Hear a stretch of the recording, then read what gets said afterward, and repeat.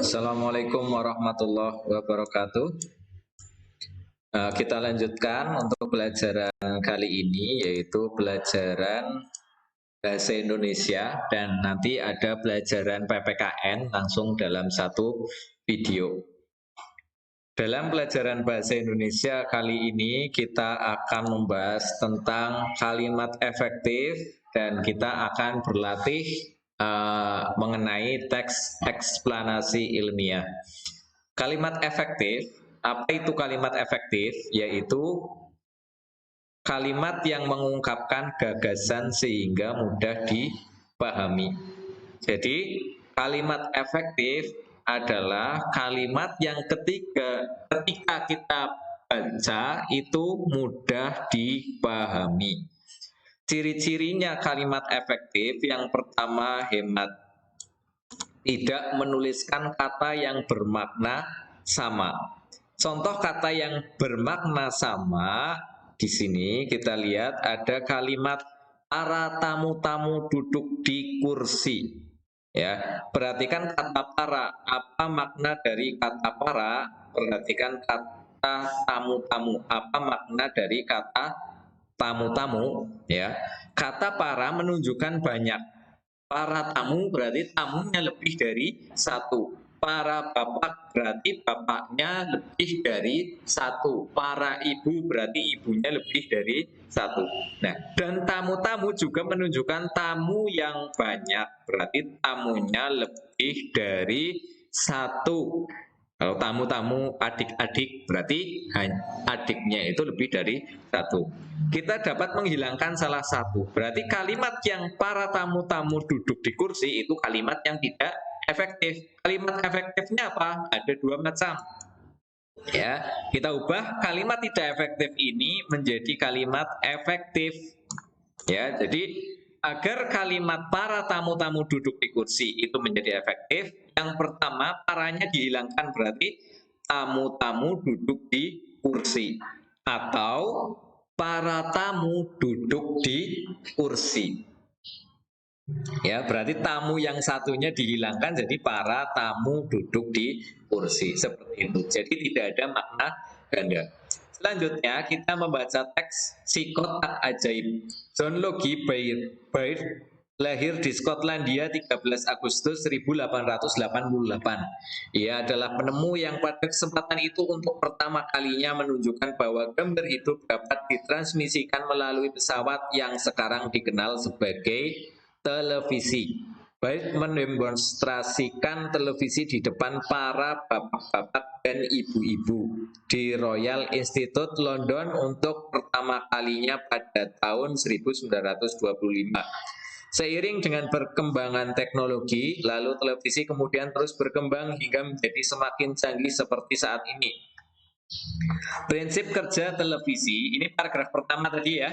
Kemudian ini paragraf kedua, kita mulai.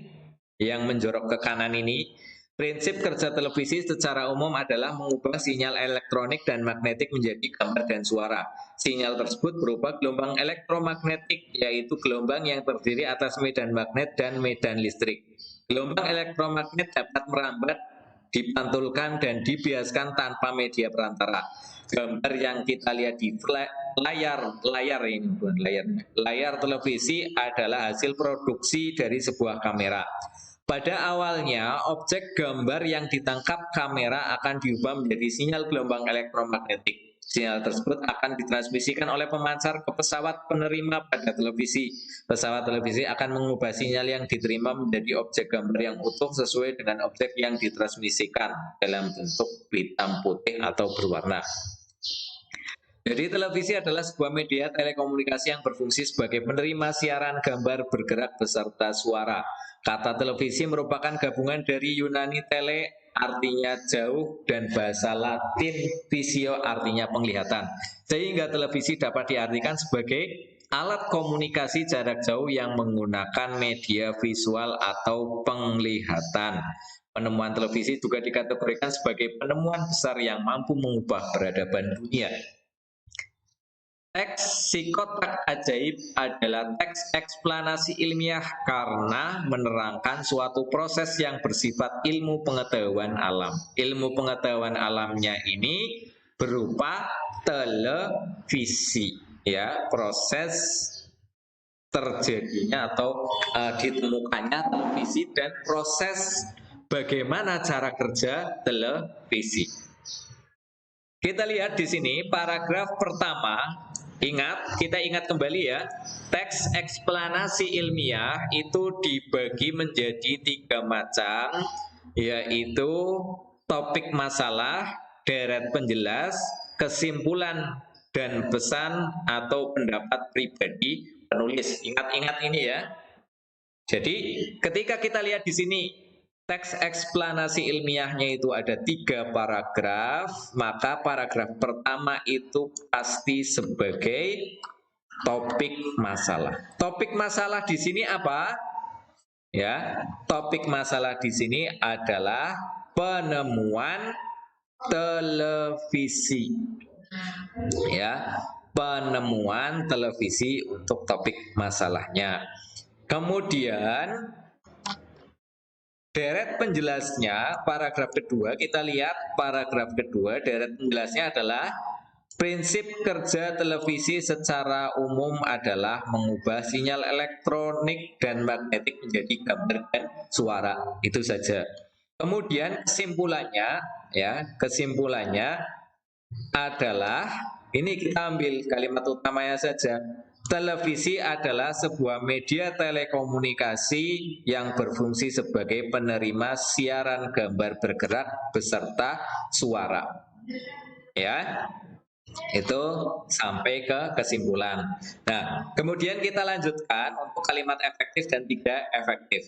Kita lihat di teks tersebut, di teks Si Kotak Ajaib tersebut, itu ada kata yang bercetak miring atau kalimat yang bercetak miring. Kita lihat ada 1, ya, penemu yang pada kesempatan itu untuk pertama kalinya, ya.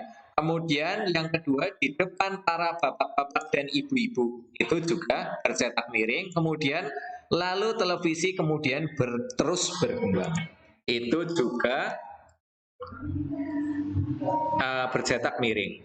Nah, kita lihat di sini kalimat yang bercetak miring itu kalimat yang tidak efektif, ya, kalimat yang tidak efektif. Kalimat efektifnya apa?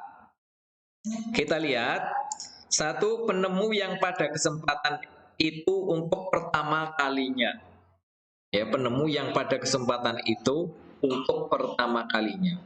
Itu kan kalimat yang membingungkan, ya, kalimat yang membingungkan. Nah, pembetulannya bisa kita tulis, ya, yaitu penemu yang pertama kalinya.